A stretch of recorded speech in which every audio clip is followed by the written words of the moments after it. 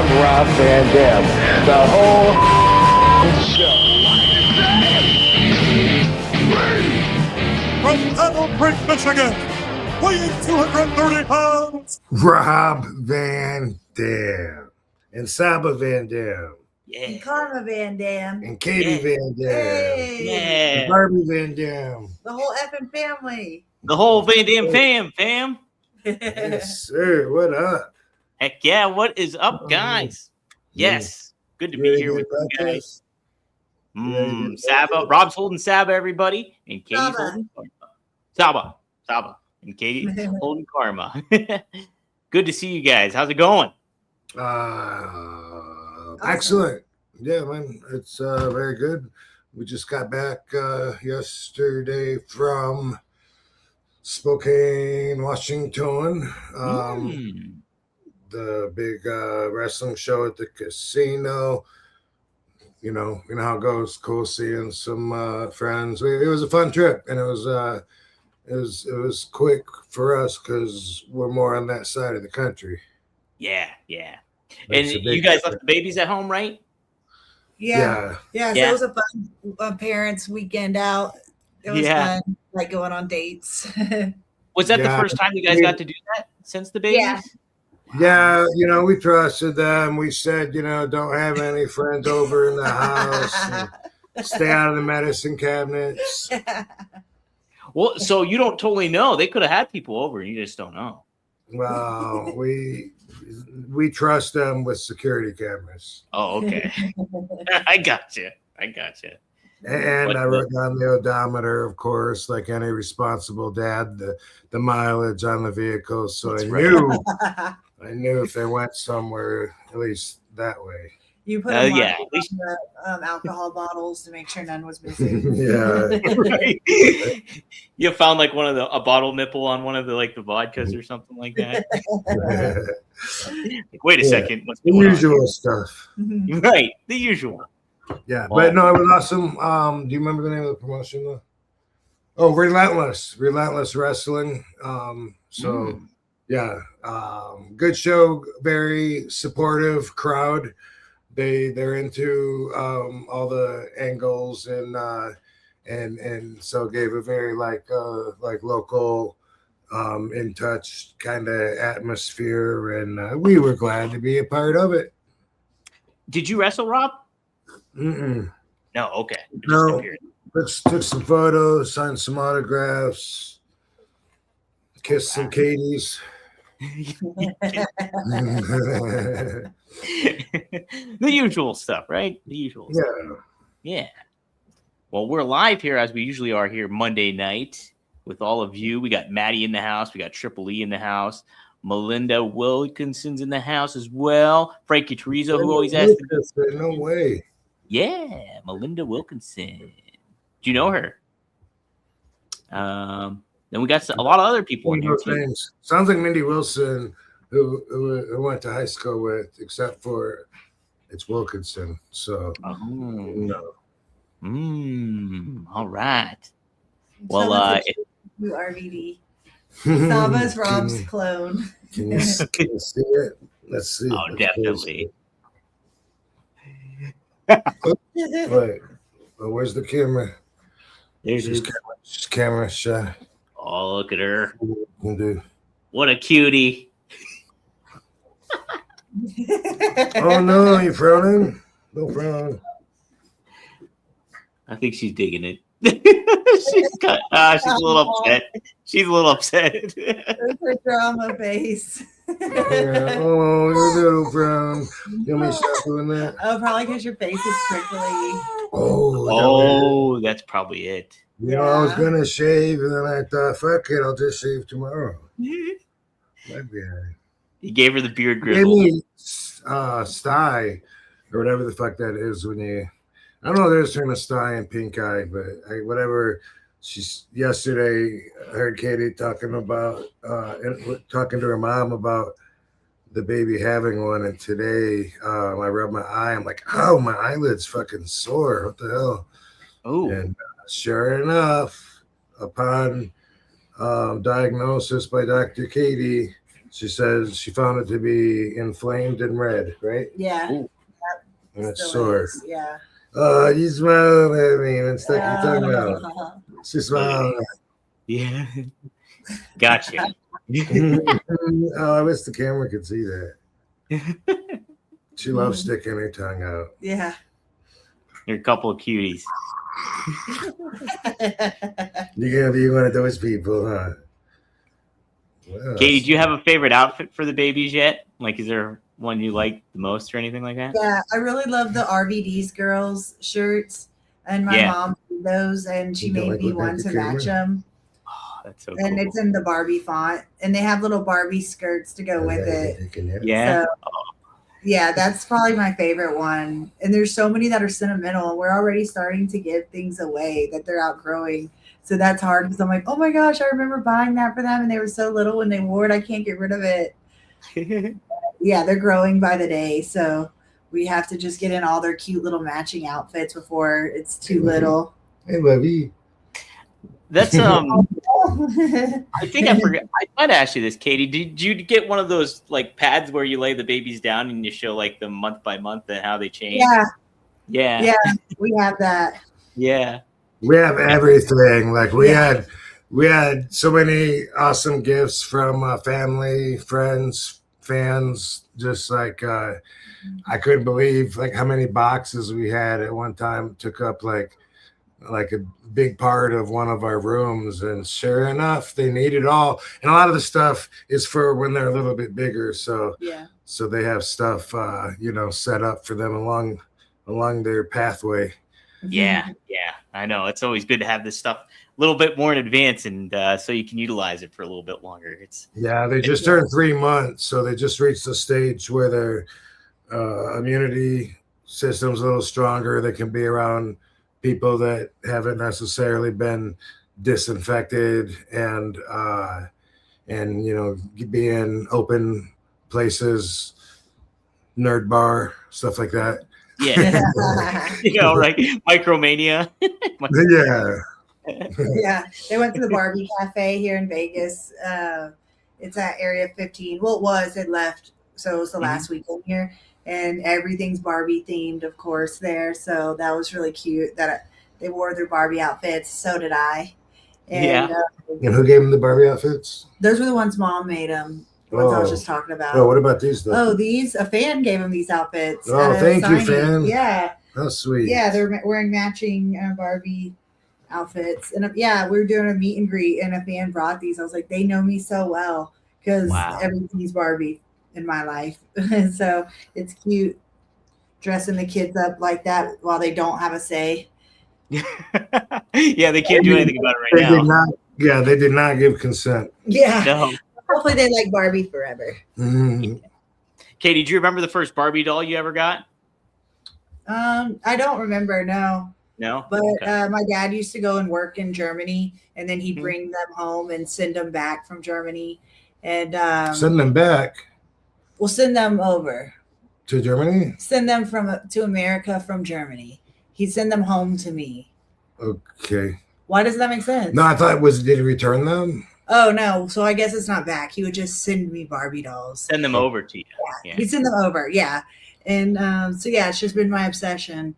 And I saved most of them, and I have them in a box. So whenever I've like babysat nieces, they can play with it. And also I can pass them down to the kids. Do you remember your first Barbie doll, Dom? The funny thing was, I had an older sister. She's 10 years older than me, and I remember like trying to when she would babysit us. I was like, "Well, we can't play Barbies. We don't have anything like that." And then we ended up, Marcus and we actually both got Ken dolls. Oh, yeah, we got Ken dolls. I had a Hollywood Ken doll where if you his head was rock solid, but if you threw water on his hair, there'd be stars would appear in his head. That's awesome. Yeah. So my Ken was pretty sweet. He was Hollywood Ken. Did they make a callback to that in the movie? Because they did a lot. I don't know. I still haven't seen the movie. I got to watch the movie. Yeah, I actually really enjoyed it. That's what I hear. A lot more than I thought I would. And even though I didn't get all the inside jokes, I recognized that that's what a lot of the movie was callbacks to different different runs of Barbie, you know, where different years were and shit like that, which I knew by watching it, it was entertaining, not even knowing. But if you were a big Barbie fan, then of course it would be, it would mean even more, you know, like, oh yeah, that was fucking spring break Barbie or whatever, you know. I had that one. Well, it's like it's got such a history. Spring break tits out Barbie. That's my favorite one. Yeah. ECW Barbie. Yeah. That would have been awesome. Could you imagine, man? I tell you what, WWE should do that. They got to deal with Mattel, and like Mattel is Barbie, so I don't. Right. It does seem like somebody was called that, you know. ECW Barbie. Yeah. Oh, really? I can't remember who. I don't know. It just seems like somebody Alexa, who was called ECW Barbie? I'm gonna do a quick Google. Barbara Jean Blank, known professionally as Kelly Kelly, was called ECW Barbie. She started as a host on ECW maybe that's what I'm before becoming a wrestler herself. Her real name's Barbie. She's so lucky. How about that? Yeah, she literally is ECW Barbie. Yeah, of course. That's nuts. I'd never even put that together, but yeah, how about that? Jeez. So cool. Another twin mom. Yeah, it's unbelievable because it's her. Danny Doring's a twin dad. Tommy Dreamer's a twin dad. Isn't there another one too, Rob, that I'm missing? Booker T's got twins? Yeah. Rikishi has twins. Oh, Devon? Yeah. Devon has twins? True. That's unbelievable. Jazz has twins. Really? Yeah. What? That's crazy.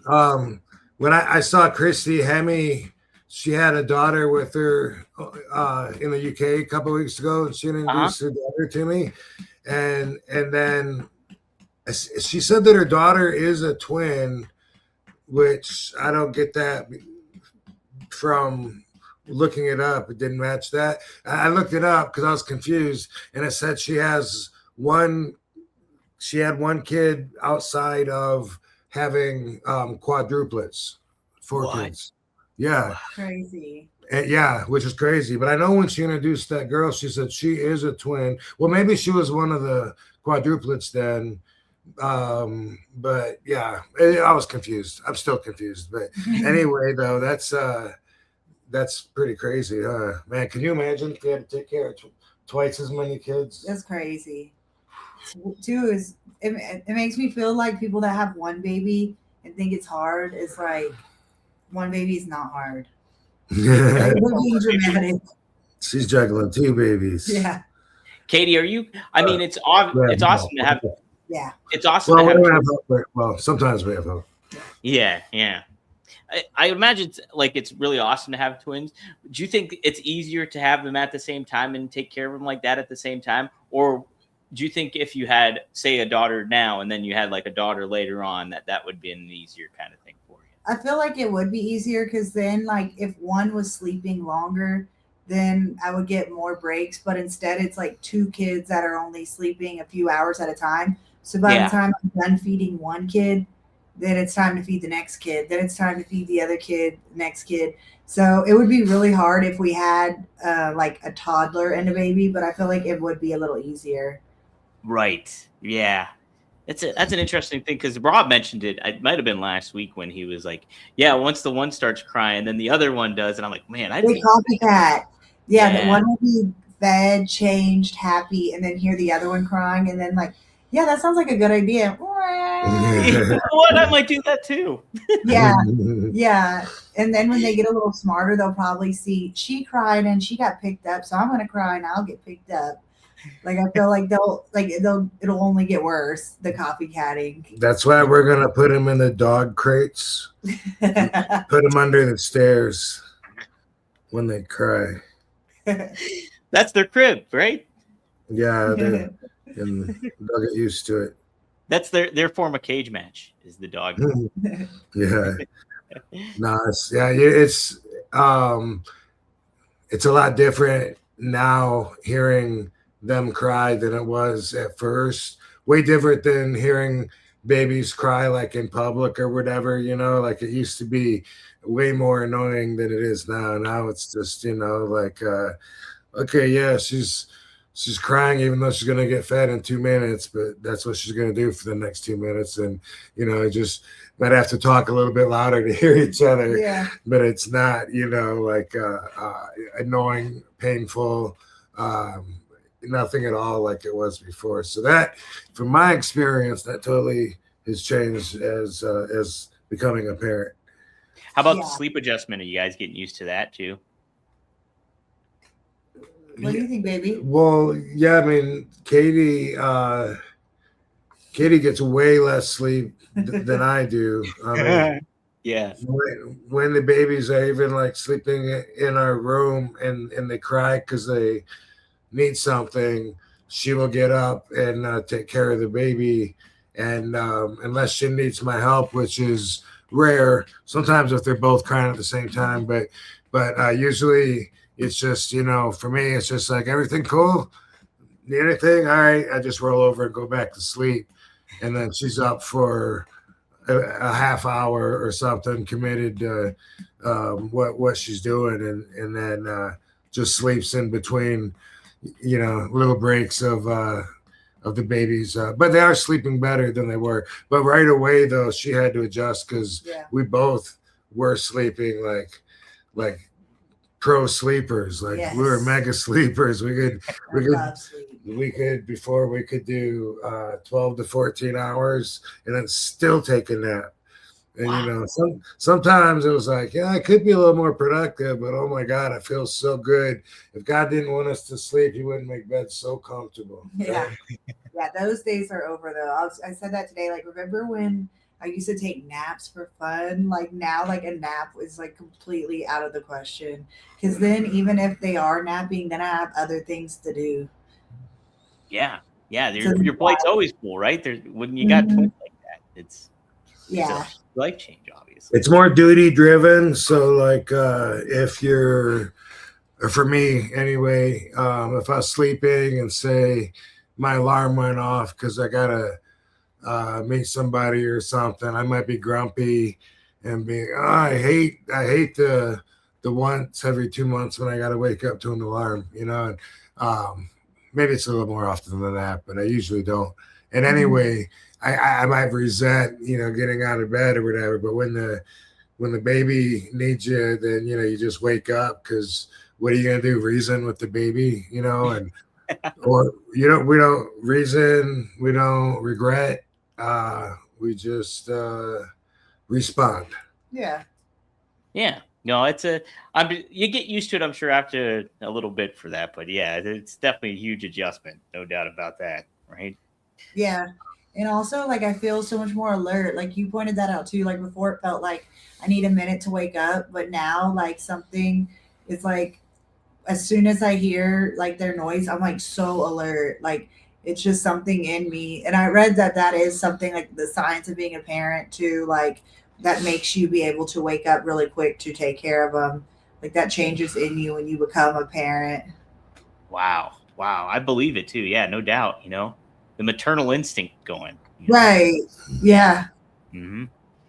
No, that's some neat stuff for sure.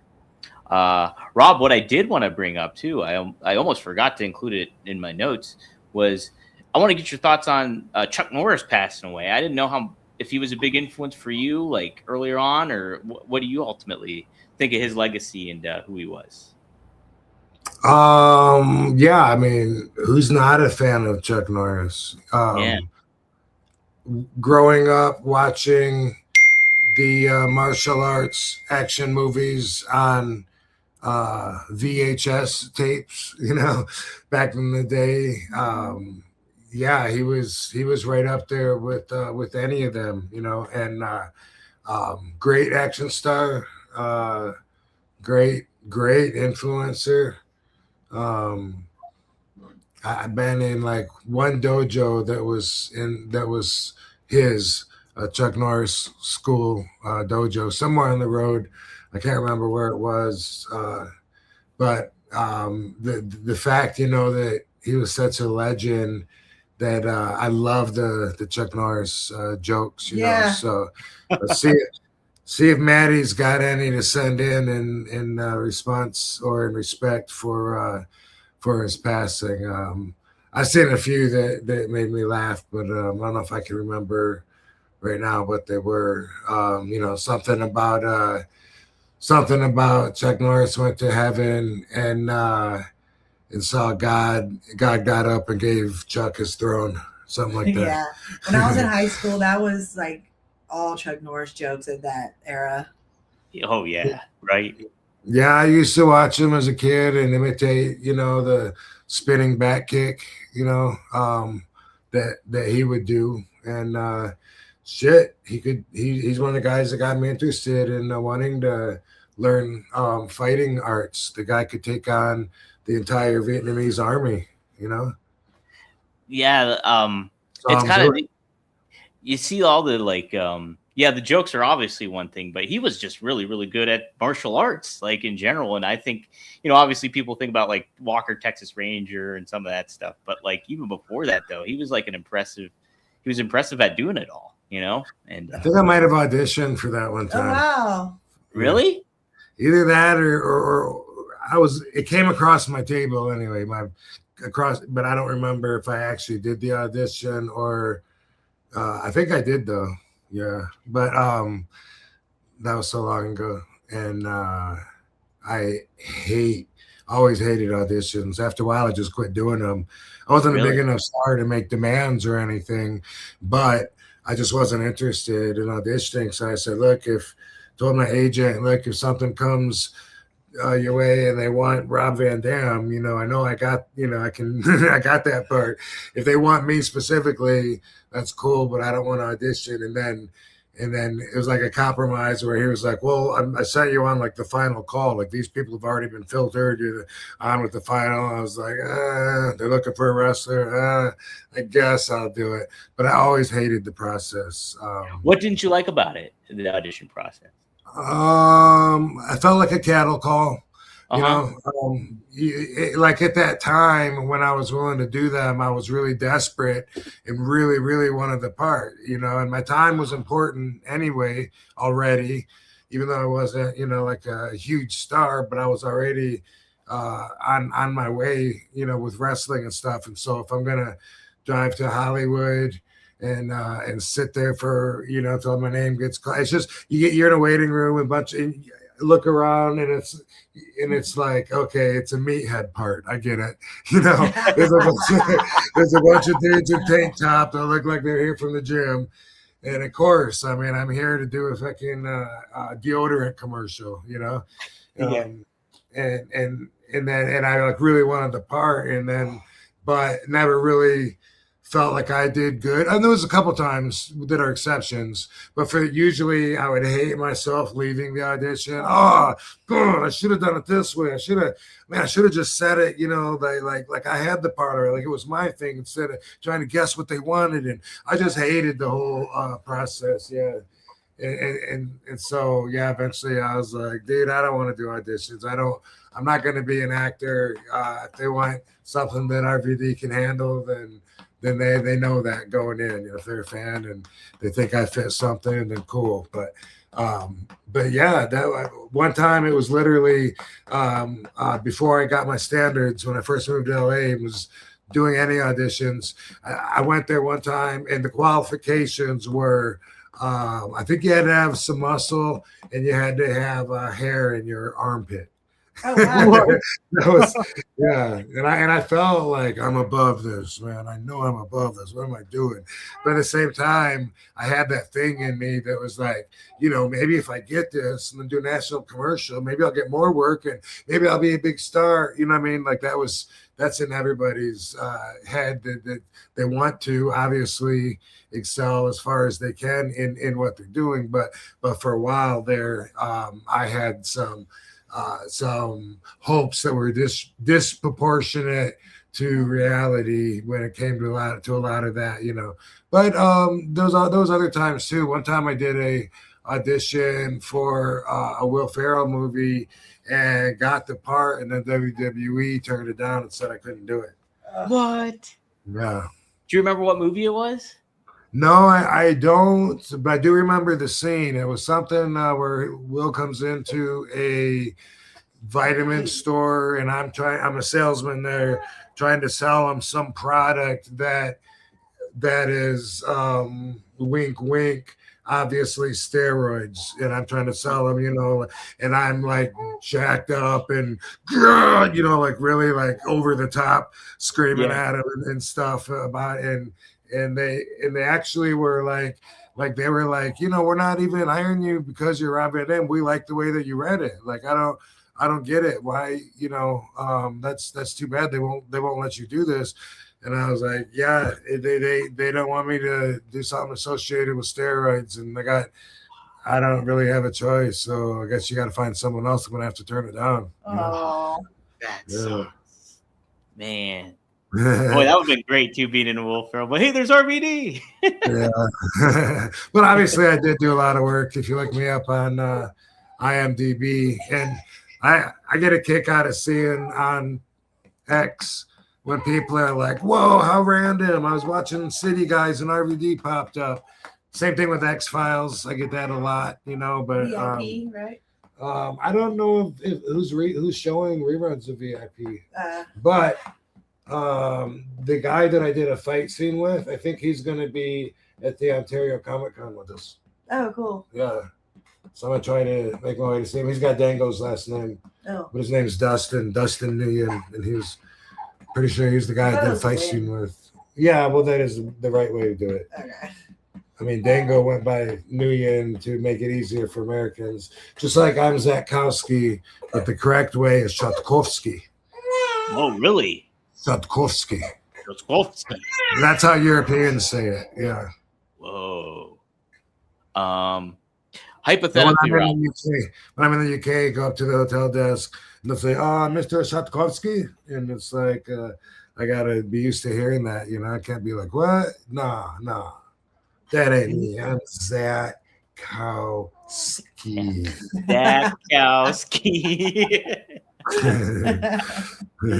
The kids are gonna have their last name butchered forever. Yeah, everyone messes up Zakowski. Can you just write Van Dam at the end instead? Just right. have it be Van Dam instead. So much easier. Yeah. You see that the DiBiase kid got off?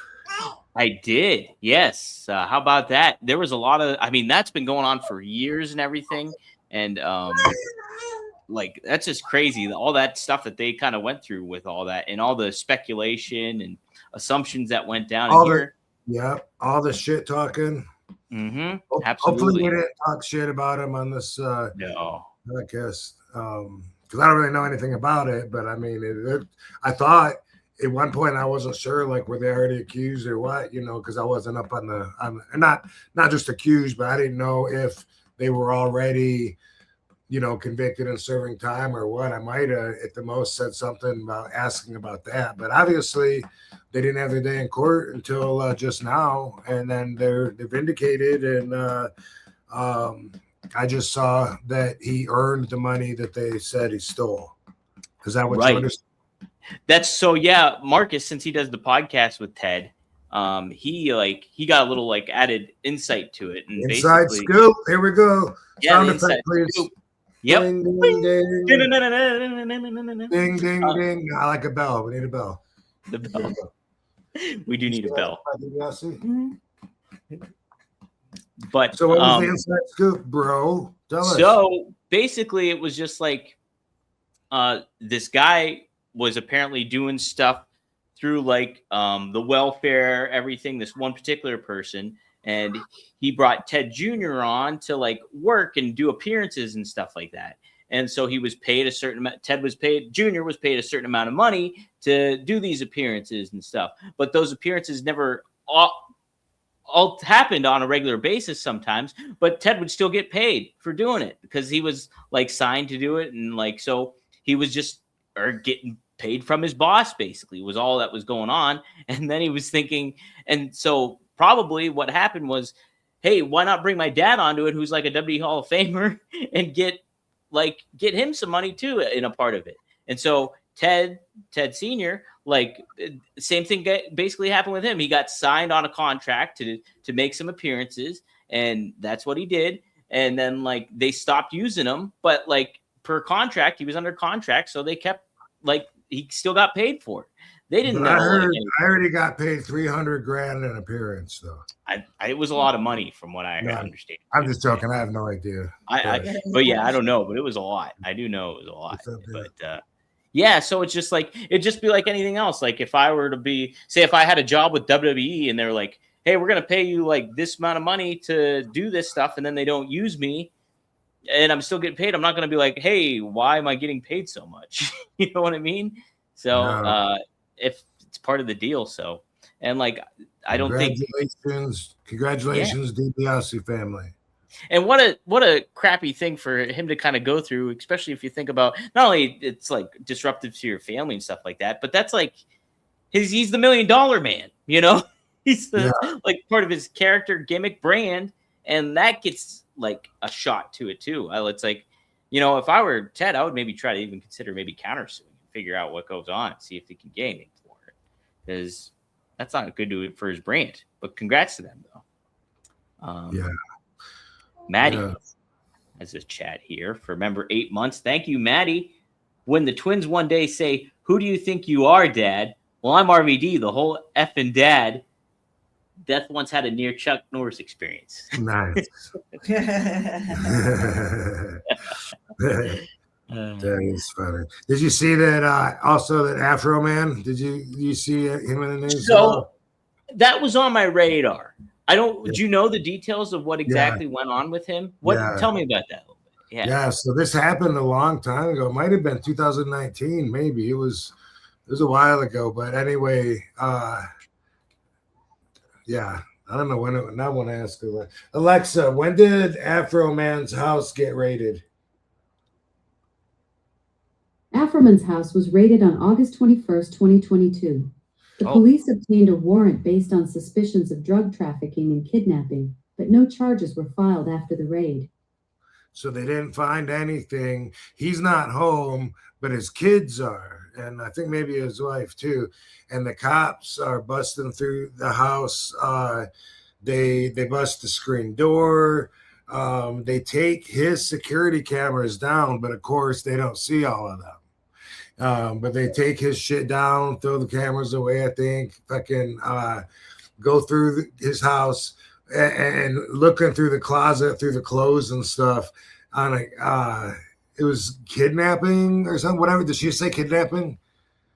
I'm not sure. Alexa, what were the charges Afro Man was accused of? No charges were filed against Afro Man after the raid. The deputies later sued him for using their images in his music video, but Afro Man won the lawsuit.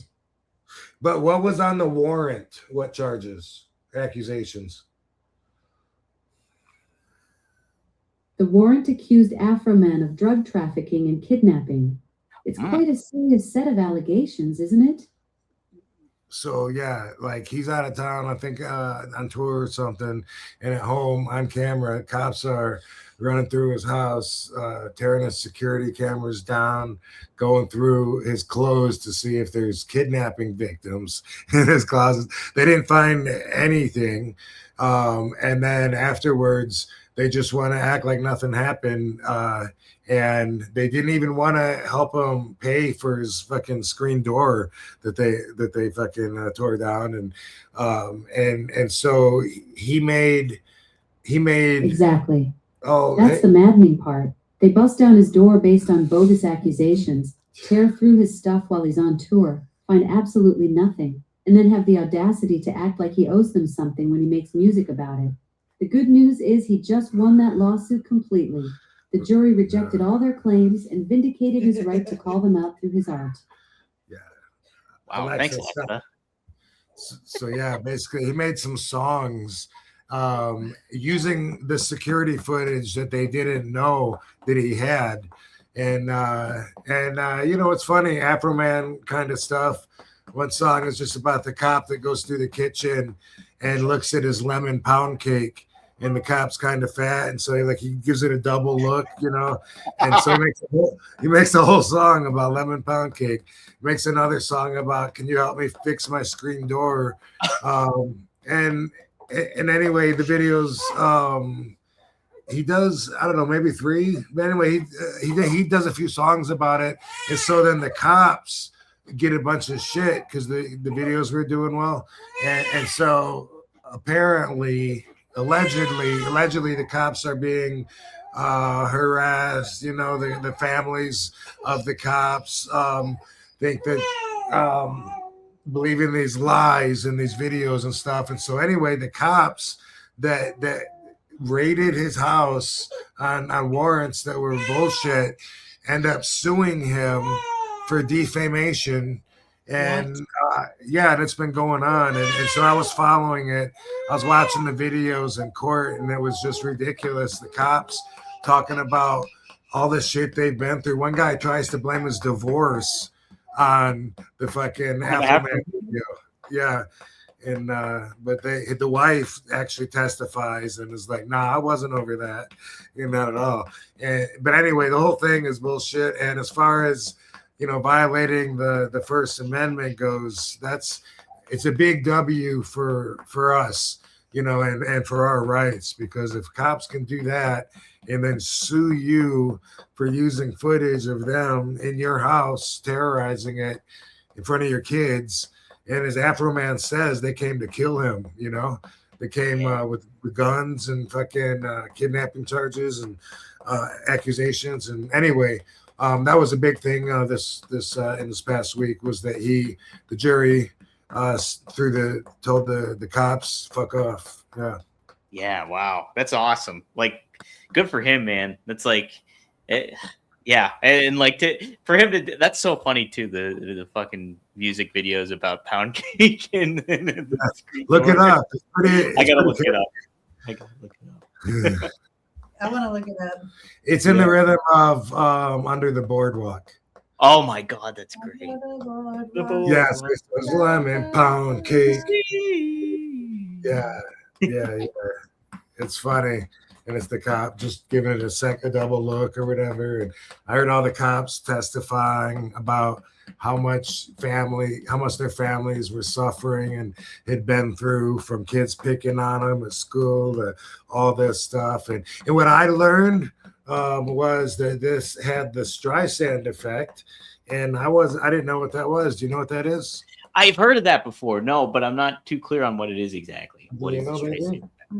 What did you say it is? The Streisand effect? Mm-mm.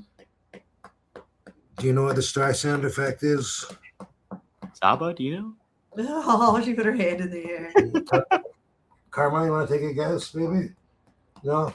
But I had to, I just thought that was interesting, so I had to look it up. And anyway, like the whole thing probably wouldn't have been nearly as big if the cops weren't suing.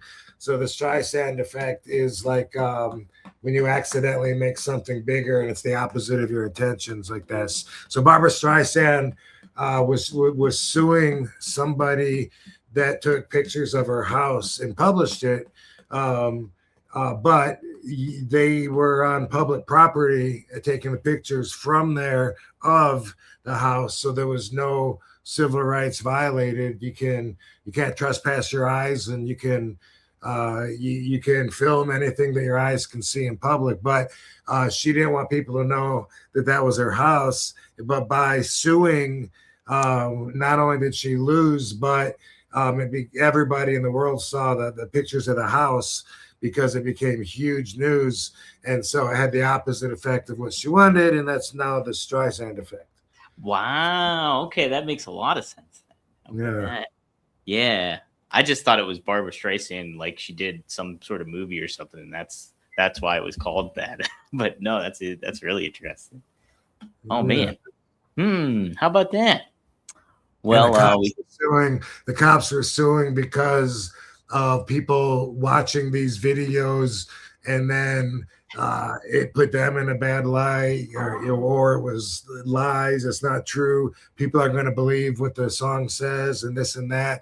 And then by them doing that, they made it, like huge news. So Right. another example. Another example for sure of that. Dang. No, I've seen them. I would have never seen these cops in. No, right? Yeah.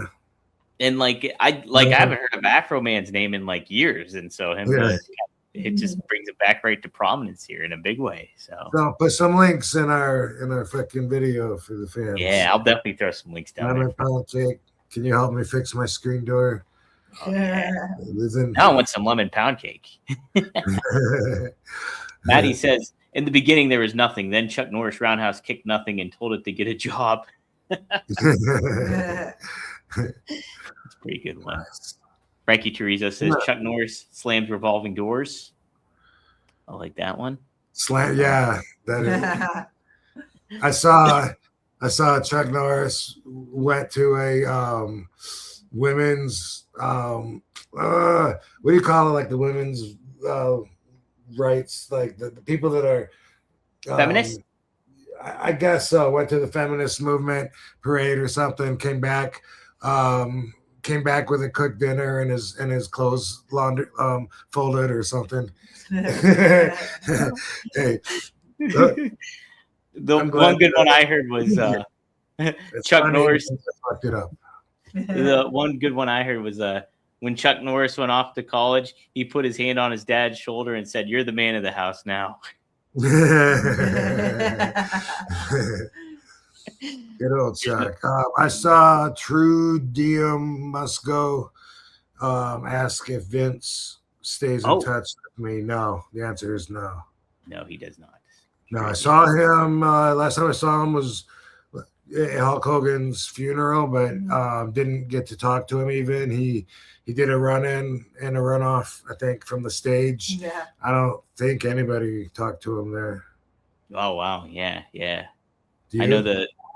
No, he left, right? Or, yeah, he didn't mingle with everyone. Yeah, he wasn't out there mingling, so we didn't get a chance. So I haven't talked to him in a long time. Maybe Hall of Fame.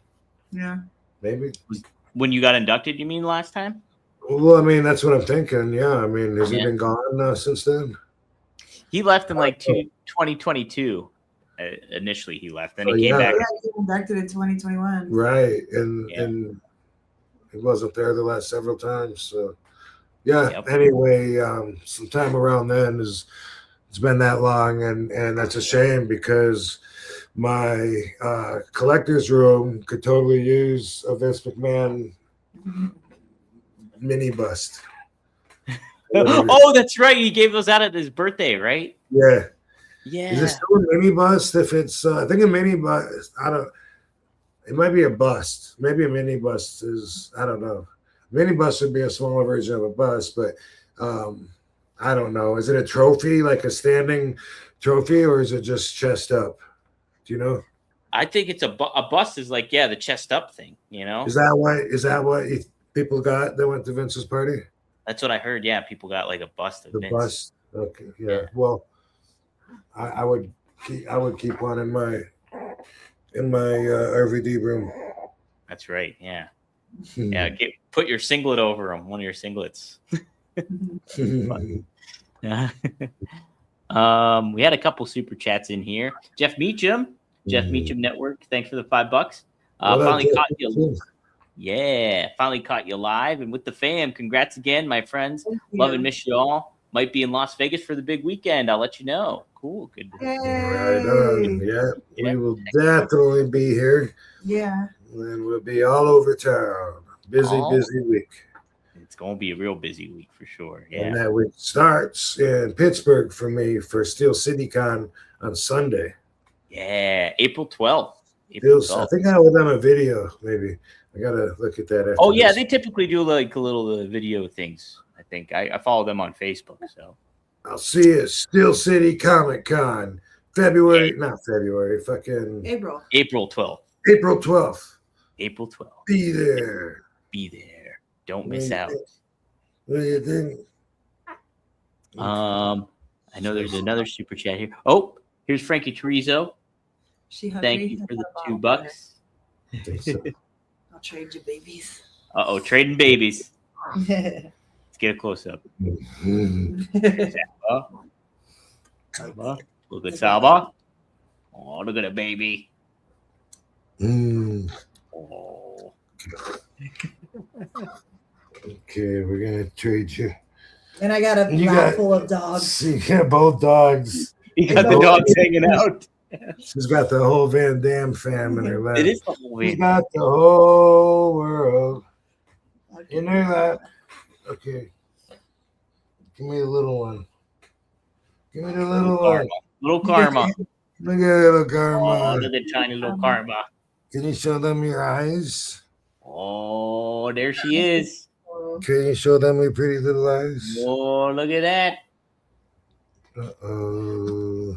Oh. I do see more Katie, I think, in her. Oh, that's what. My dad said that too. That Karma looks more like me, and then Saba looks like Rob. Yep. I see more Katie, I think, in her. Just a little bossy baby. Like she. She'll just start looking at, giving us dirty looks and frowning at us. Like, what are we doing? What the fuck are you doing? What the fuck is this all about, huh?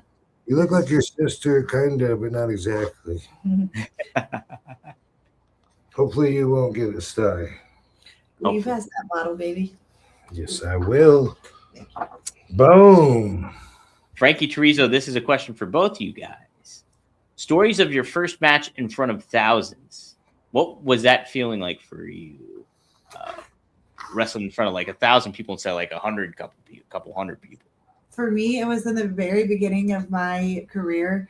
I went and wrestled in India, and then the crowds were absolutely huge there. They said that it was 70,000 people. So that was ridiculous at the time because it was like my first matches in front of people. And then I like wasn't even that confident yet, but the crowds were awesome and the fans over there so excited about it. It really made me more excited to be a wrestler. It ignited flame even more. What, Katie, was that the Rocket King? Is that what those were called? The Rocket King? It's called CWE. It's the Great Khali promotion. He has a school and a promotion in India. Oh, okay. Yeah, and I met him at WWE when I was a Rosebud. So he was like, when I finished training, he wanted to book me. So that's why I did that early in my career because I had already met him. So those were some of my first matches. How about that? So, man, what a way to network early on like that, huh? Yeah, that was awesome. Yeah, that's great. And then I wrestled like in Alabama in front of like 15 people just for my first matches. And then I went from that to wrestling in India from like 50,000 to 70,000 people. What a leap. Yeah, it was so awesome. Jeez. Some other people on the tour was Chelsea Green, Renee Michelle, Crimson, Tarver. Oh, okay. Michael Tarver? Yeah. Yeah, I remember him. Yeah. Yeah, Scarlett Bordeaux. That's where I met Scarlett. Oh, wow. How about that? Yeah. Man, what an experience. What a neat experience. Yeah. Jeez. I love traveling with her. I love Scarlett. I've never interacted with her, I don't think. I don't think I've ever crossed paths with her. Killer Cross I have, but not her.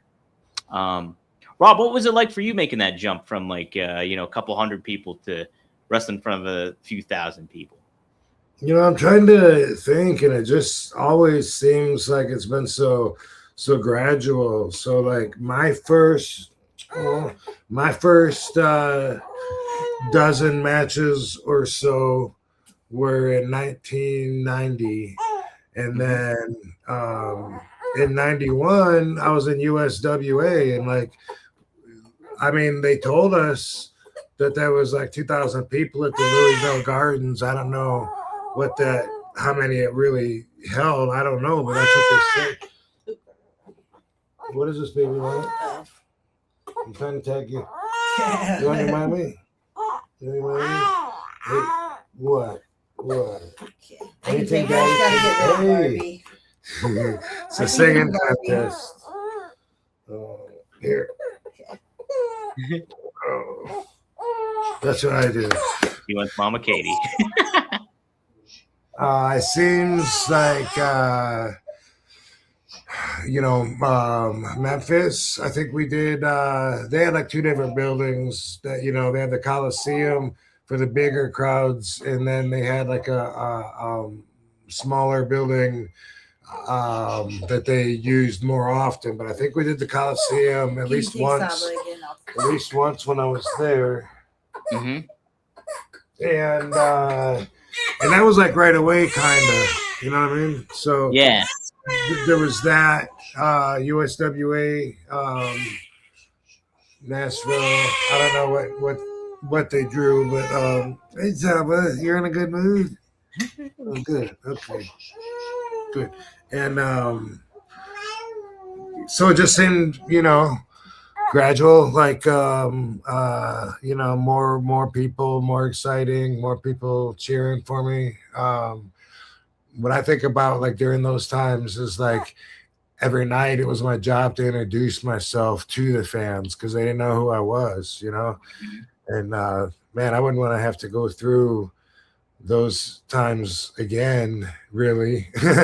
You know what I mean? Because right now it's the opposite. Like if they're there to see me, and not just me, but they're excited to see me. And when I come out, obviously they already know who I am. They're thankful for me. They grew up with me. I inspired them, and they want to see me live.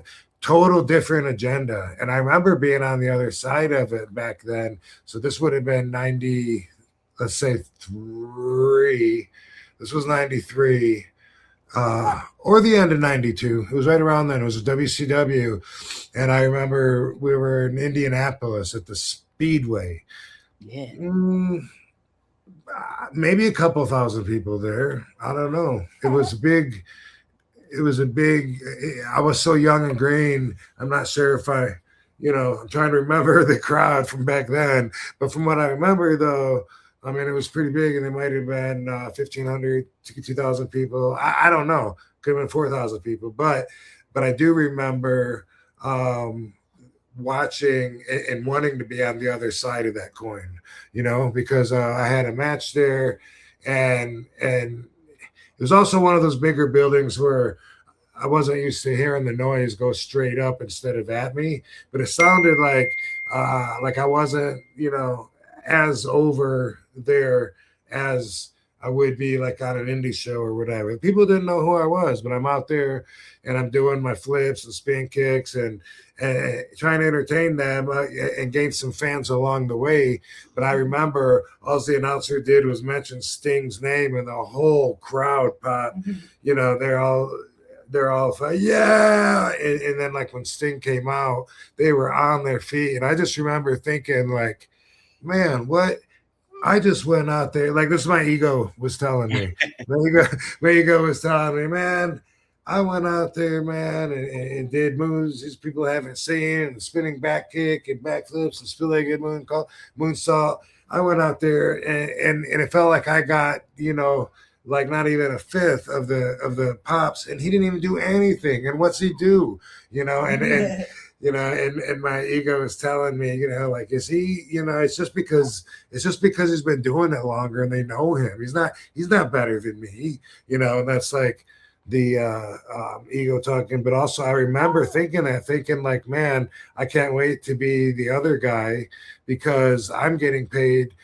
Even when I was young and green, I was this night. I remember this thought when I'm there at the Indianapolis Speedway, and I'm thinking, I'm getting $150 to be here tonight, and I worked my ass off, took all kinds of risks and all kinds of crazy bumps, and I'm here just to help pull in people so they can overpay people like Sting, who's on top.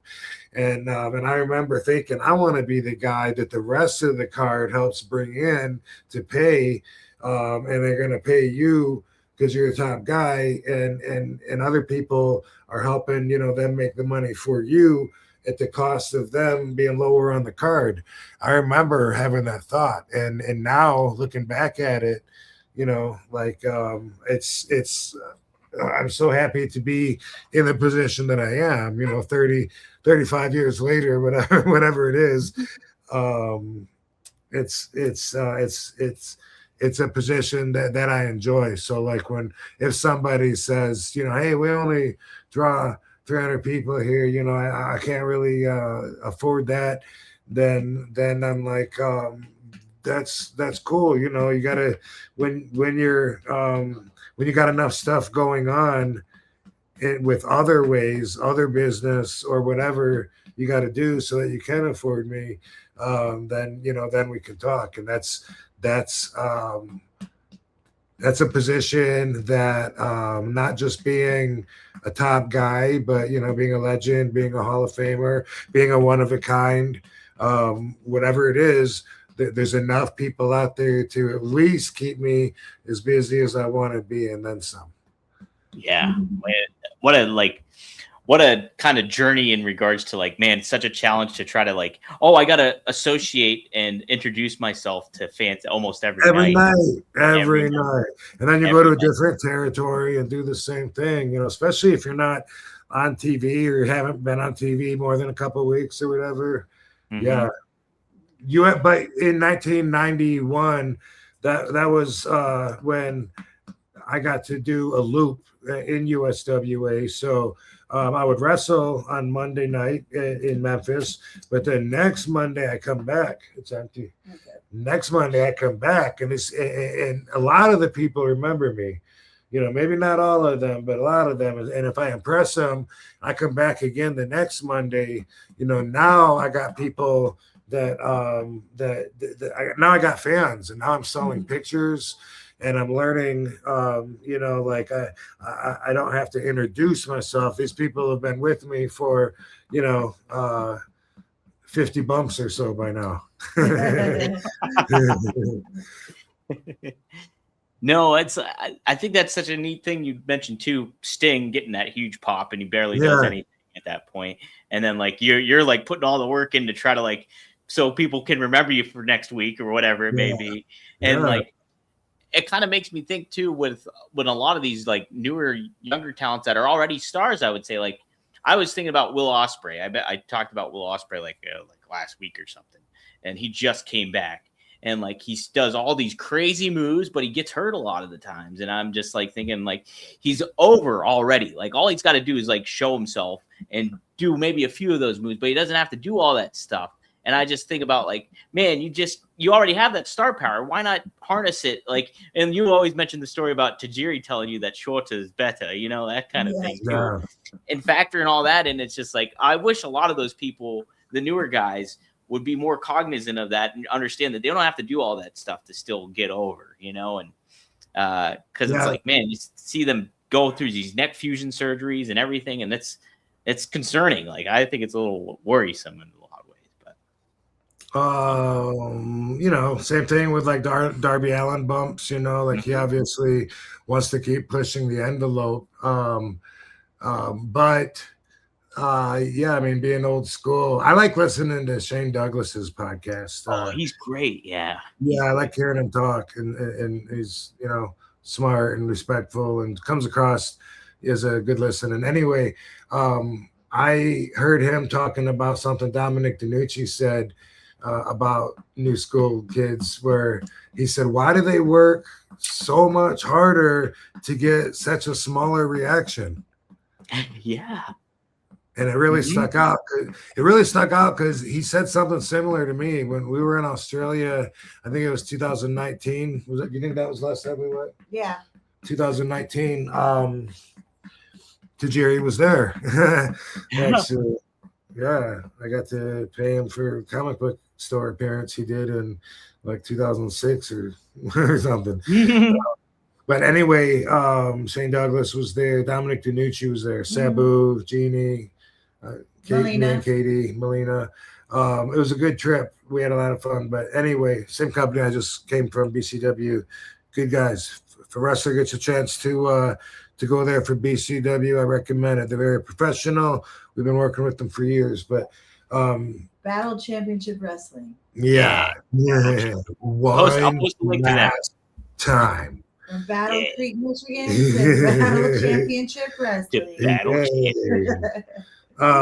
What I was gonna say though, when Dominic was there, I had a match and wrestled some, like a local dude, hardcore Australian wrestler, and I was out there just doing all my shit. Like it was like okay, a lot of people are here to see me. They want to see, I'm gonna hit all my signature moves, and boom, skateboard kick with the chair, boom, rolling thunder, on the chair, boom, and did this and that, and Dominator. And afterwards, Dominic DeNucci said to me, he said he saw my match, and I was like, oh, okay, that's cool. And I'm curious, like, what's he gonna say, and he said, one question I have is, why so much?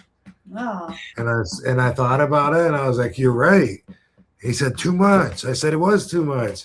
He said, it doesn't mean anything, but if you do it all of it, just all of that, it's like way too much. And I was like, well, thank you. I agree. And I really will always resent that. I don't think that he knew how much I respected that. He was like, you probably don't want to hear from me though. And I was like, no, I get that. I get what you're saying. I really appreciate it. And he was like, you don't care. You don't want to hear from me. And I always feel like, I wish he knew that he was right. I knew he was right. And that really meant a lot. And it really, went to my heart. And I appreciated that he would give me advice. How about that too, Rob? At the level you're at, expect to at 2019. 2019. And he was right. I was just going for pops, and that's why like today's wrestlers, they watched me doing all my shit, and they didn't have an old school original Sheik to teach them the fundamentals. So they're watching, they're the ones that are popping for all my shit, and then they're gonna take it, to the level that they have, and not singly, but I believe partially responsible for how the business is changed, and that's why. And he's right. You're right, Dominic, and I appreciate that. I will never forget. And I feel the same way. I mean, like I remember when I was in Canada wanting to wrestle Decker for the first time, and I got to keep talking him down, no, bro, no, wait, look, one table is fine, if that. I don't even want a table. If you want a table, we do one table, not four, And he said, we got some windows under the ring. I'm like, what? No, it was doors. It was doors. We got doors under the ring. If you want to, I'm like, what the fuck are doors doing under the ring? What are you? Yeah, he said he learned a lot from working with me, and hopefully he did. Good dude. Shout out to Channing Decker.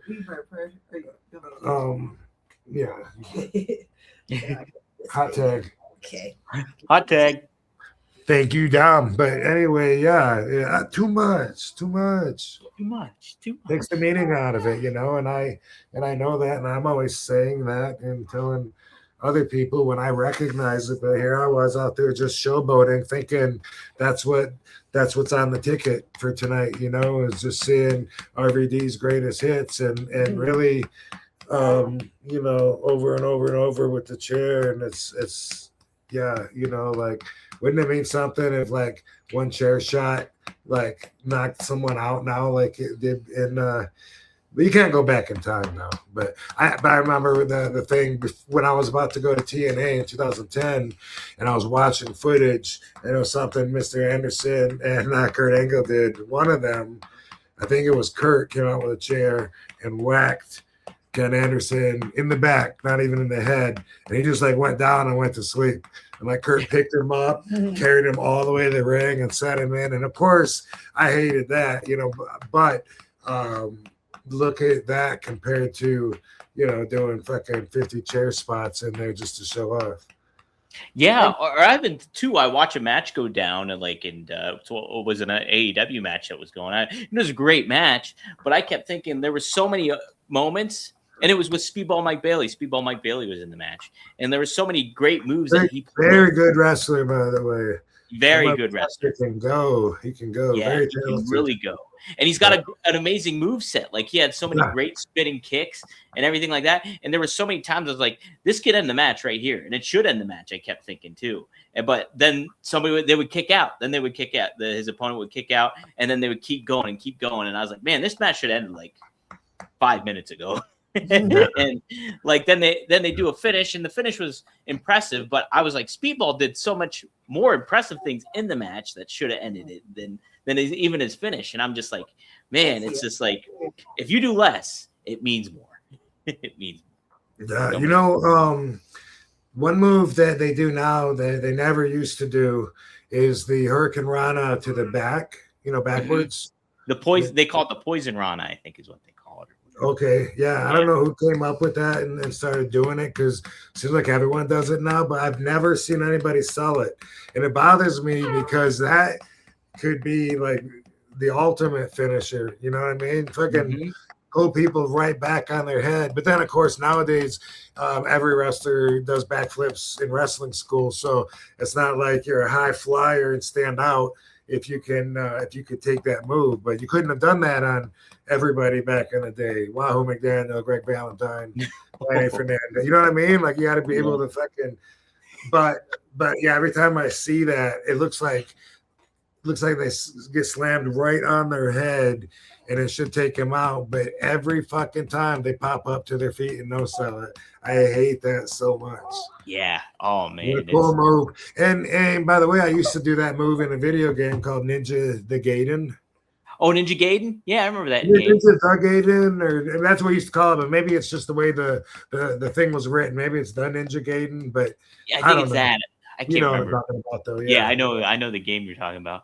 Well, I remember too seeing Rey Mysterio do a Hurricane Rana. And he was the only one to really do a Hurricane Rana. I remember, and I was like, "Wow, that's crazy!" Now, you saw him do it. Did you see him do it before Rick Steiner?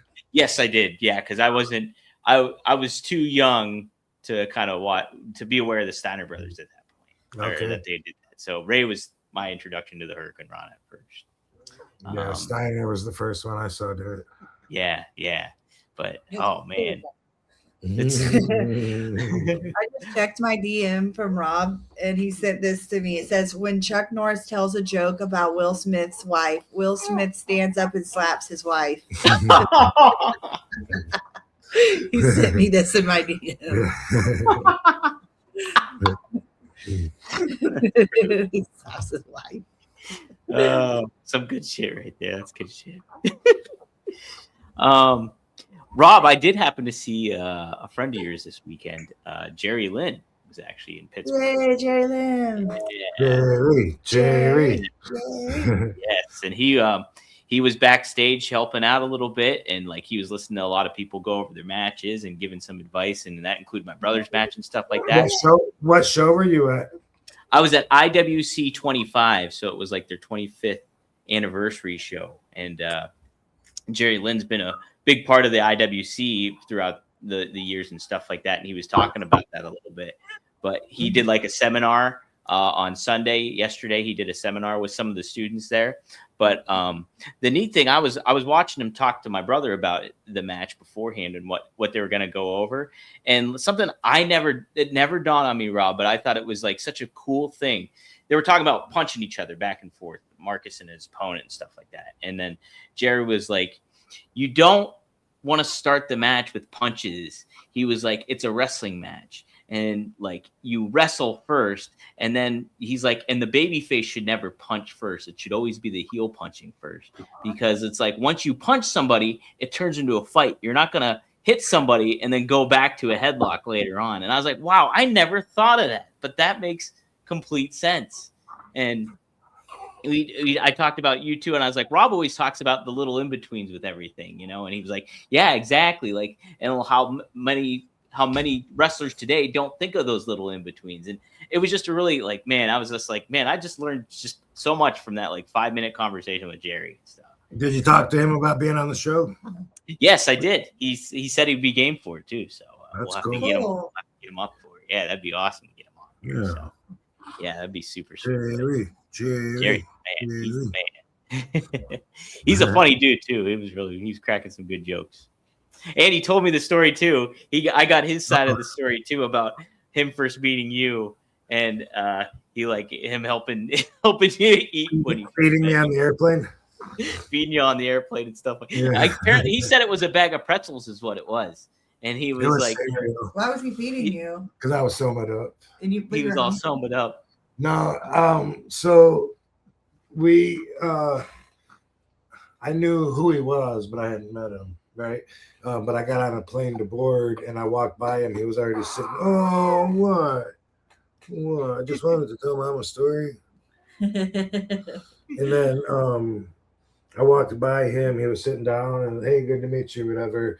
And then I went to my seat, or I just sat in the back in an open seat, whatever. And then I ate somas, and then like we were up in the air, and he thought that he would come back and talk to me.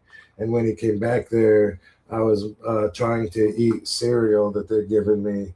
And I was like falling asleep in it, like trying to get my spoon up to my mouth. And so he just grabbed it and like started feeding it to me. Like, so how long have you known Scotty Riggs? So Yeah. Oh, that was sweet. Yeah. He's a good guy. Yeah. He's a great guy. But yeah, he said it was pretzels. He said it was pretzels because you were trying to open a bag, he said, and it was like making so much noise, and like people were like looking at you over there. And Jerry That's was a like, loud bag of pretzels. I can picture that. yeah. And they're more likely to give you pretzels on the plane. Yeah, I don't know. I think it was Value Jet, which isn't even around any longer, but we got cereal. It must have been a morning flight, and they served breakfast to us. Cheerios. Good old Cheerios. You got my shirt, huh? Speaking of breakfast, Maddie says people don't like weed but drink coffee. What do you think about that when people trash weed, but everybody drink coffee in America? That sounds like two complete different things. That sounds like I don't like cars, but blue's my favorite crayon.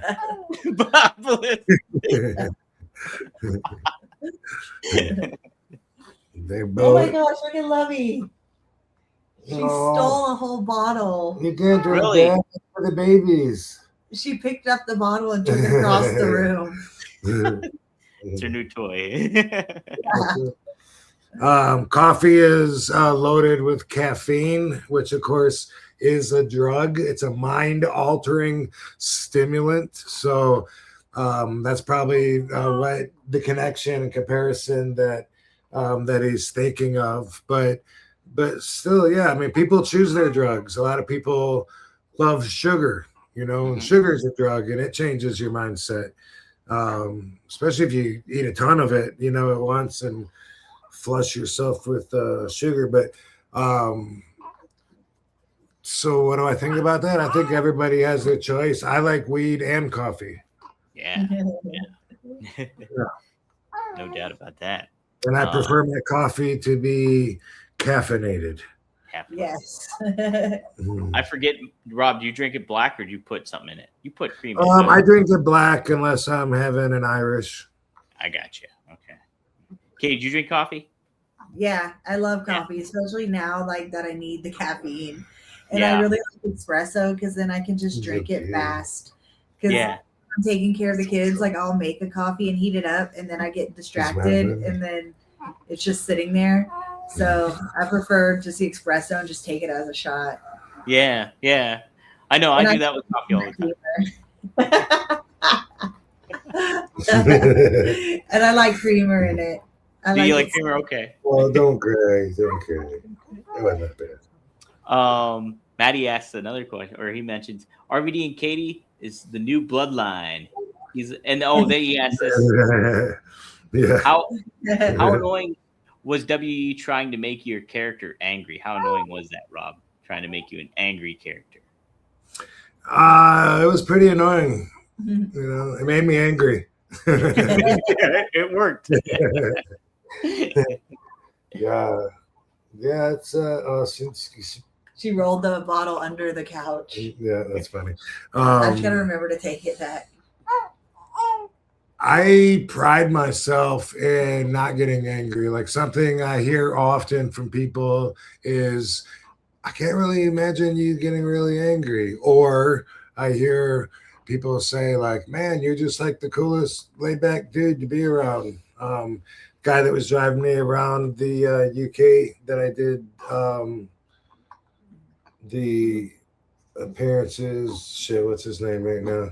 I got a little bit of jet lag, so my brain's a little foggy. Even though we were on the West Coast, just flying there and back, I noticed. But anyway, is it Kenny McIntosh? Yes, thank you. See, I knew if I thought long enough, it would come to me one way or another. Yeah, it came to me via you. But yeah, anyway, yeah, we were driving. We had to drive like 3 hours to Scotland and then 3 hours back from Newcastle. And anyway, he said like before we got to the venue, he was like, "You're just the most chill back dude," and I pride myself in that. Like I appreciate people knowing me for that, and it feels like a positive thing. Hopefully it'll inspire people. Hopefully people like laid back chill, and hopefully it's a good thing. But he told the crowd that, also like when he introduced me before we went out there, and it's like, you know what do you expect? You know what I mean? Like I remember when we were in court with G Douche, and they're trying to make me out to be an angry person. Like, Rob, didn't you just get angry because he was talking to your girls? Because I had her and Jennifer there, and this douche hugged both of them and then said, "Hey, you're Rob Van Dyke." And and it escalated. "Dude, don't call me that. You're Rob Van Dyke. Don't call me that." "But why? You're Rob Van Dyke." And it's like, all right, he's testing me, that guy in court, it was like, I was telling his lawyer, like, you literally picked the wrestler that's known as being the most laid back and calm wrestler in the business. A quick Google chat will confirm that. And you're trying to convince this jury that I fly off the handle when someone offends me easily or something. Like, nah, dude, that's not me. And I felt like if anybody could use that as evidence, it would be me. Yeah. Alexa, who's the coolest, most laid back professional wrestler? Orange Cassidy takes the cake for laid back cool. He's the master of doing the bare minimum while still stealing the show. Thank you. That's awesome. You should make that a clip. Glad I could help you definitely making that chill wrestling. Orange Cassidy really is in a league of his own. You sound like a big fan. Stop joining the show. That's great. Something to say. Yeah, and in good moods. Yeah. Maybe. Look at that. Look at what a duo. What a duo. Orange Cassidy. Well, I think I'm a runner-up. Yeah, you're at least second. Somewhere. Yeah. Something wait, let me make sure I get all the super chats here. I think I did. Oh no, here we go. Maddie says, "Oh no." Maddie says, as a fan, did any heel ever get you fired up or legit mad? As a fan, did any heel ever get you fired up, legit mad? Did any wrestler you worked with get you legit mad? Right. No, I get it.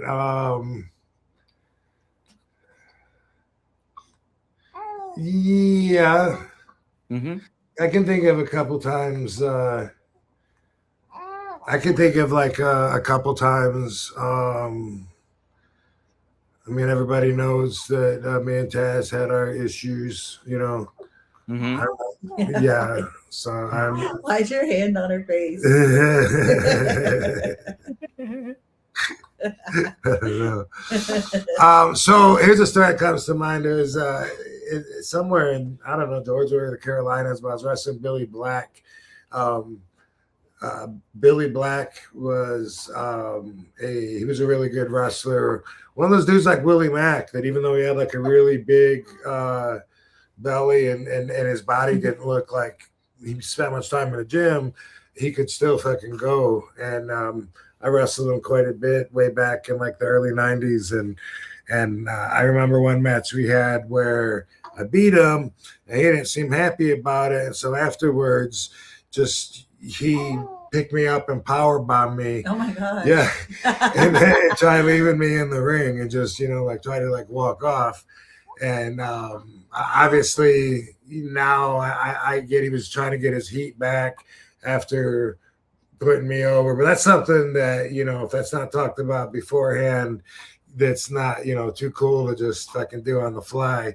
And I dove out on him and we punched each other like all the way. He was doing a walking punch, and he bam, bam, bam. And he would like walk back towards the dressing room, and I was doing a fast walk chasing him. Get back here, Billy! Get back here! And then I get it to him, and we'd hit each other. Boom, boom, boom, and then he'd keep walking. It was just like you would see in pro wrestling. Yeah. But we were really pissed at each other, and I wasn't gonna sell his shit. He wasn't selling my shit, and that's a time that comes to mind. Billy Black and Joel Deaton were a tag team for All Japan, by the way, for the hardcore wrestling fan that knows that trivia. If you want to look him up, but he was more experienced than me. I was younger and greener, and anyway, yeah, I was like pissed that he did that. I wanted to stand up and celebrate, and this motherfucker's power bombing me in the middle of the ring and then walking off. That didn't work for me, brother. I do. I ain't gonna work for Robbie V. Did you hear her? She was cheering. Yeah, that don't work for me, brother. Hey, you can, Karma. Oh, she's talking to me. That don't work for me, Karma. Say something else, sister. Mama was trying to talk over you too over here. It's so crazy, like the way that they connect, and look in our eyes and try and talk to us and communicate, and the way we bond with them. It's so crazy to think like I don't remember shit before I was like 3. Right. Like how are they gonna not remember this? Like this is real life. Yeah. Yeah. But they're internalizing everything and putting it in their little file cabinet and still learning every day. Isn't mommy and daddy your everything right now? Mm-hmm. Except your sissy. Oh, she just did her thumb. I know, I saw that. Yeah, but like they're learning that we're their humans and they're everything and that they can trust us. Right. Yeah. That's it. And like you guys are their whole world right now. Yeah. She talking to yeah, me, they're in good moods. They like doing the podcast. Yeah, they're hanging out. I see Saab is looking though. She's Karma is a little advanced because she got to come home a couple of weeks, 3 weeks or something before her sissy because she was ready and stuff. And it shows like Karma. When we see Karma developing in ways, we know that her sissy's just a few weeks behind in it, but in her awareness and motor skills, being able to move the way you move your hands and feet and stuff and turn your head. Follow us with her eyes. Yeah. She's smiling. Oh, they just smile. She smiled now. wow. But anyway, yeah, I could tell that Karma's a little bit behind her sissy. Saba's a little behind. Yeah. Saba's behind that. She's physically bigger, but then she's a little bit frowning behind her. She's frowning at me because I said the wrong babies. But Saba's not behind. Karma's just ahead. Oh. Yeah. Yeah. Mommy keeps up with all that stuff. Yeah. Where you're supposed to. They're getting acclimated. Look Yeah. at it smile. Oh. And they have Rob's dimples. Yeah. Yeah. And they now they have little dimples. Oh, That's wow. true. I saw you dimples today.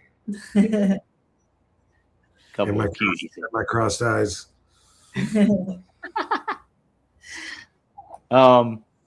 Saru, I'm gonna butcher this. Sarusa Kinakaido. Thanks for becoming a member. Appreciate that. RVDTV.com. Love you. She asked a question, or they asked a question. Favorite WWE Tag Team Champion partner? Is there a certain one you really like working with that you were a champion with, Rob? That's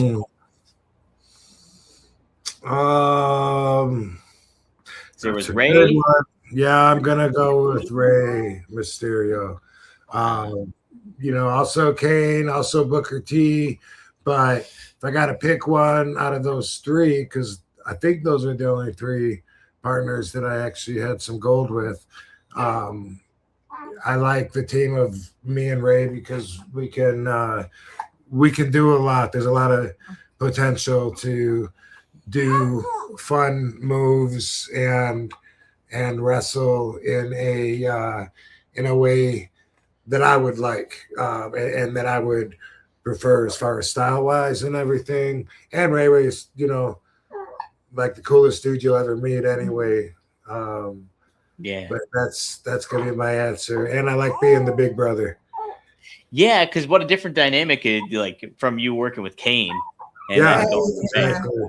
Mm-hmm. Big difference. And I love it, but it's different. So I prefer, if I gotta pick one, it's gonna be Ray. Did you and Jeff Hardy ever do anything together, tag together, or just against each other? I remember doing 6-mans with the Hardys, or wait, maybe we did heel. Was Matt in TNA Impact when I was there? Was Matt Hardy a heel and when Jeff was a baby? That's a good question. I'm trying to think. Because I remember, I think I tagged in me and the Hardys against Ken Anderson and 2 other people, but I don't know who they would be unless it was me and Jeff against Matt and Ken. I don't think Matt would have been a heel at the time, Jeff, when you were there. You mean like I in remember wrestling him though, but I don't know. Because I'm trying to think too, because in 2011, all I remember is Jeff. I don't remember Matt being in TNA at that point. But I think I'm trying to think. That's a tough one. I'm not sure. I'll have to, if the chat knows, let us know. Let us know in the chat. Help us out. Did you tag team with Great Khali? I don't think so. Okay. That would have been interesting. It's possible.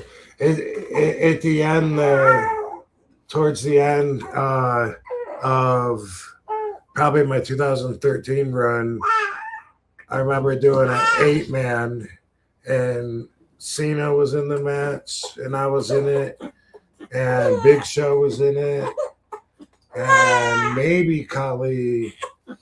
I think Kurt Angle, maybe, I don't know, something we did on the road several times, 8-man tag match, and I did something, slipped on the rope or something one time, so that's all I think about is like, when I think about it, I know I fucked up. Or else maybe it was one of the times I went to do the split leg moonsault and my leg didn't go over the top. So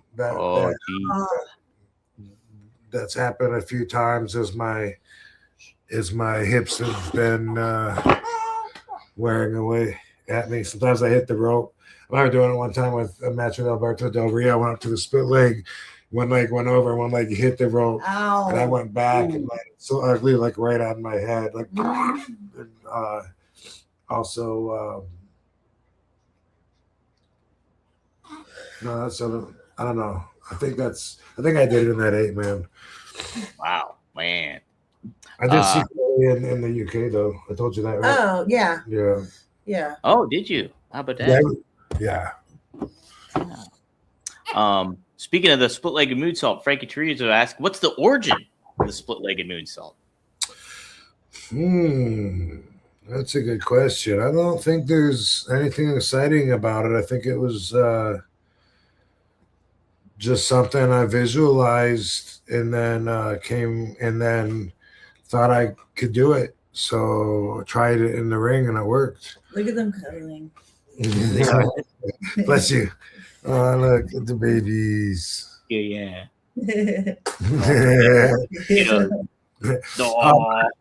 I don't think that.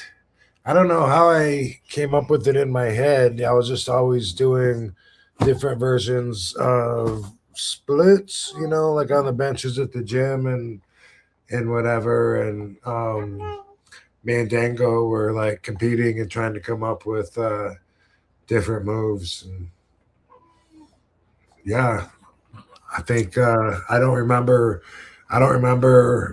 what put that in my head, if anything. Wow. Yeah, no, but innovative though. And it's like one of your memorable signature ones, obviously, that Roll and Thunder, you name it. So Maddie asks, do you have the connections to get Sabu into WWE 2K27? That'd be sweet. That'd super be sweet. Yeah, for real.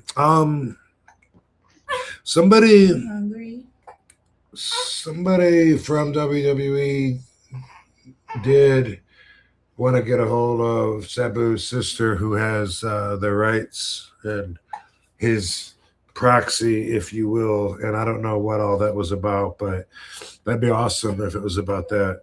That would be super awesome. Like, I'm gonna look that up. Yeah. I'm gonna look that up and see where that conversation left off. Yeah, that'd be sweet. Heck yeah. Maddie says, I pity the fool who stole Booker T's Red Bull. Somebody stole Booker T's Red Bull? Yeah. That's a big Booker was I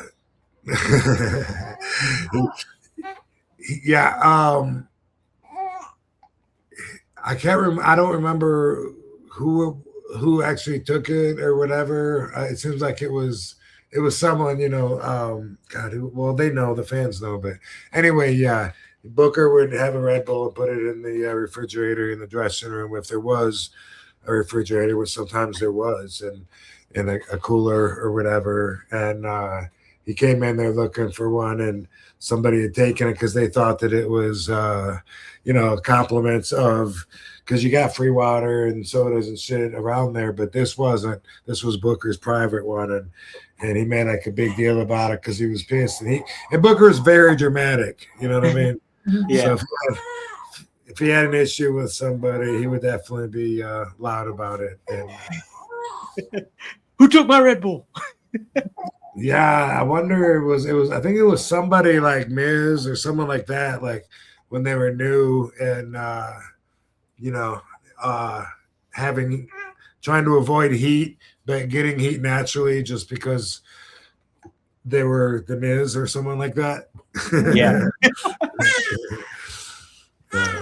Devin Dowling says Rob versus Matt Hardy at TNA Genesis 2011. So there it was right there. So yeah, so it could have been a tag team with me and Jeff against him and Anderson that we did. I think maybe that was it, but I'm not sure. But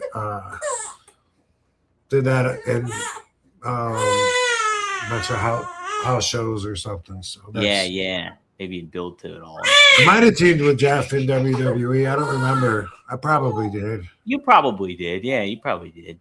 It was, what a way to start the invasion off, though, was that, like, you guys, like, you versus Jeff and that match. I think it was a no DQ match was the first one. Then the ladder match happened, but both were awesome. Yeah. Oh, so, wait.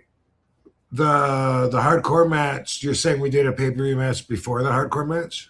No, I think that the hardcore match was the first. Yeah, because it was for the hardcore title. That's right. It was, the invasion pay-per-view was the hardcore match. And then you guys did a ladder match after that, I think, right? Oh, okay. I don't know. I think that's what it was. Yeah. Yeah. That makes sense. Yeah. Devin also wanted to add, my son turns 1 Saturday. Love seeing your little ones. Enjoy these young months. They go quick. Yeah, will do. Congratulations to your son's birthday. Yeah, 1 year old. I remember We are enjoying it. Katie is a super mom, and that's her full-time job now, is like taking care of the kids, and we've been very fortunate having some help. But you're loving it, right, baby? Yeah. It's definitely rewarding. She's glowing happiness and has been, and even treats me like she appreciates me more. Yeah, I do. I love our family. What a great tag team you guys are, for sure. She already appreciated me a lot, so that's really saying a lot. Yeah. You made my dreams come true. You made my dreams come true, baby. Oh, so nice. That's so nice. All right, we'll close out with a couple more super chats here. Somebody, Saruska Kinkado says, "I like the Rey Mysterio answer. Both of you had great chemistry in the tag team." Yeah, for sure. It's crazy. I think he lives here in the same town as me, and like we never see each other. But I never leave home, and I don't know if he does either. So yeah. We watched the UFC fight with him at Brian's house. How's it? That's true. Oh. At Brian Cage, yeah. Brian Cage is more social. He has parties at his house, and so sometimes we go there and it'll be get together. We've seen Carlito over there, and some of the boys. But here, you got to be a girl to party here. That's it, right? That's the price of admission there. Yeah. Yeah. A couple things. So this week they announced that Tony Hinchcliffe hasn't that Kill Tony's thing. Did you see that? They're doing that comedy show at WrestleMania weekend, the MGM Grand. Okay. No. Yeah. Well, I went to that. We went and saw that. What'd you think of it when it happened last year? No, not at WrestleMania, but I went and saw his show sometime within the last year with a friend. Yeah. Okay. Someone that had tickets invited me out to it, and I didn't know what it was. I knew who he was. I've been on his show before, actually his podcast, when he was at the Comedy Store doing it downstairs in the basement, and that was like, well, who knows? Could have been 10 years ago now, but I didn't know what to expect, and then watching it, it was like, okay, I get it. I didn't love it. It. Yeah. Yeah, I mean, it's there's him, there's a fake Dr. Phil, and right. And then another guy, comedian from Dazed and Confused or whatever, and Dante maybe was, but anyway, it was just comedians going out and trying whatever, giving a little tryout, and then the four guys or whatever would try their hardest to roast him, and it was like, okay, if he's black, they're gonna say he didn't have parents, and it was kind of predictable, like, and I was just like, I don't think I stayed for the end, and I don't want to talk bad about it. I mean, he's obviously very popular, and I'm not. It just wasn't for me. That's all. Yeah, it's just not your type of comedy and stuff like that. Do you like roast, kind of like roast? Oh, love it. Yeah, roast. I do too. Comedy Central roasts are like so funny, just to see how far people will go, because that's the rule with comedy is there's no going too far as long as it's funny. If it doesn't work and you go real far, then you're in trouble. But then you get canceled. But yeah, I mean, the Pam Anderson, Will Shatner one, all of them. Tom Brady, I think. Tom Brady had one. What was it? Mike Donald Tyson. Trump, Yeah. Mike Tyson. Yeah, all of them were hilarious. Yeah, I enjoyed them years ago, and they're fun to watch again every once in a while. Who in wrestling would you love to see a roast of get done? I don't know. With wrestlers, it's like Like at Cauliflower Alley Club last year, they did a roast. I can't remember who they're roasting, but it was like the wrestlers that they had up there weren't comedians. Yeah. And didn't get it. They, they were seemed like offended, or they had to defend themselves at the jokes or whatever. And it was so like such a mismatch, But who would I like to see roasted? I don't know, dude. I don't care. You know who? But let me replace that question though. A lot of times I get asked who would I have liked to have worked with, or who would I have liked to have met that I haven't met, and I got an answer for that. Although it could change, but right now, like whenever I watch Bad News Brown or Bad News Allen, that motherfucker seems so cool, and I just nothing but respect for him, for his legend in the dressing room as being, one of the toughest guys. But also, I mean, I watched him as a fan. He was a heel, and I never got to meet him, but he just seems like, whenever I see the interviews that he's done on YouTube, he seems like someone that I would really get along with, and I wish that I could have. So that's my answer.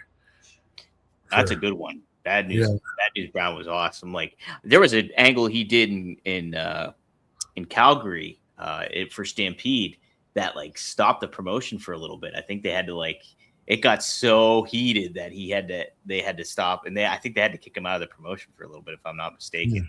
It's good shit. I can't remember who his opponent was for that, but it might have been Abdullah. No, I don't think it was Abdullah. But, oh man, it was good stuff though. I remember reading. Cool, Rob. That's about it. I had a few more, but I'm like, we can touch those later. But let's see. I'll make sure we get all the super chats. We did. So do cool. I talk to Joe Bruce? Yes, I do. As a matter of fact, in a couple of weeks. Yep. As you put up here. Oh, okay, it's the same guy.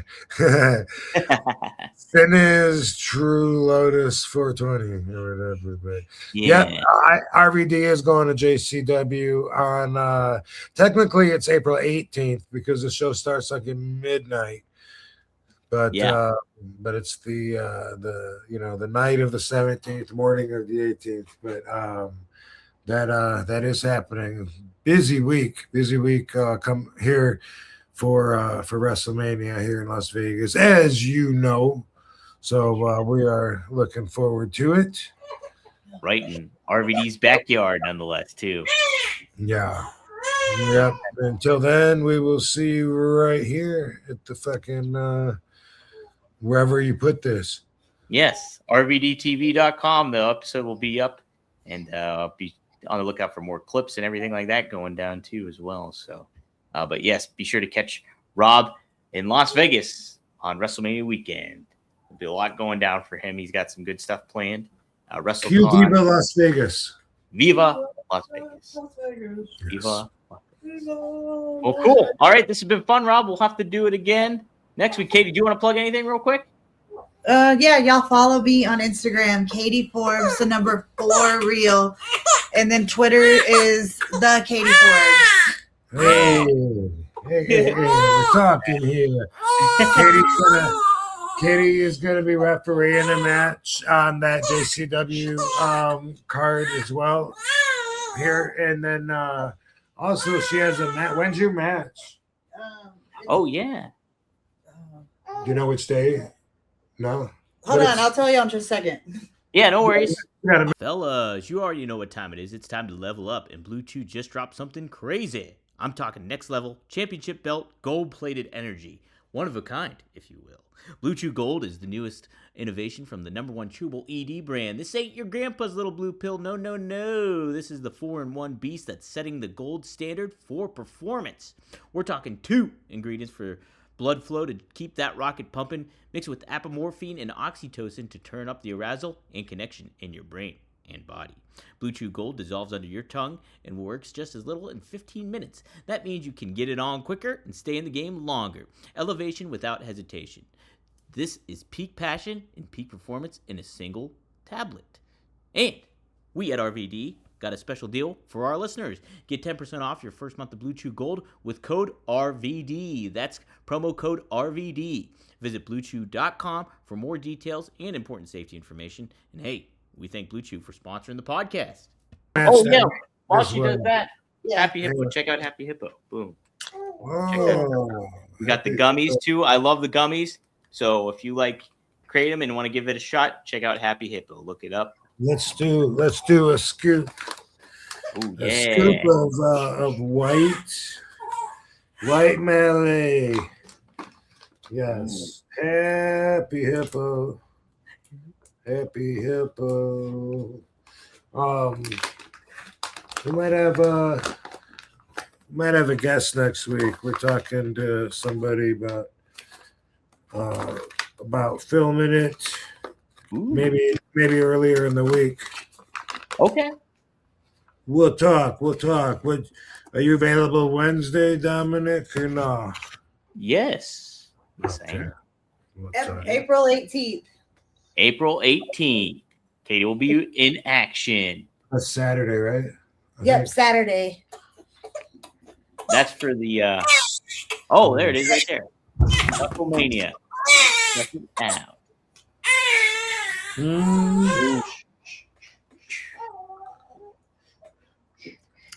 Drum roll, please. Yeah.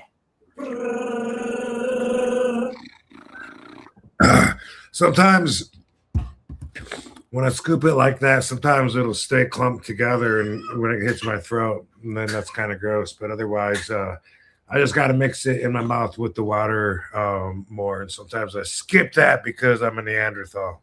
What's that? A caveman. You are. Rob, you took the white one, right? Yeah. And what's that one supposed to help you with here? My one's supposed to be a picker upper, give you energy, party on. Yeah. But I really don't notice a difference personally on white or green or red, but they have different purposes. The red is for sleeping, the green is a get up and go, but it's also in between. The white one's supposed to be the big pick me upper, but like I said, from personal experience, I don't feel that. But then again, as I always say, also I don't get high from it. A lot of people get high when they take kratom. Yeah. I definitely feel that kind of effect when I'm taking a gummy or so. I get a little bit of that. Does it get you high? Yeah, a little bit. So for you, what is that? How would you compare it? Because I know you don't smoke. No, I don't smoke, but I feel more. I do feel more energetic, and I feel more sociable. But I definitely feel a little bit more elevated. I will say, not to a level of anxiety. I don't get anxious on it. I haven't gotten that, so that's been good. Is it a comfortable high? Yeah, it's a comfortable one. And the gummies here, they're 20 milligrams, or 20 mg. So, that's what I recommend too if you're new to it. And we have a special deal for new people, so be sure to check out Happy Hippo. Details in the YouTube comments.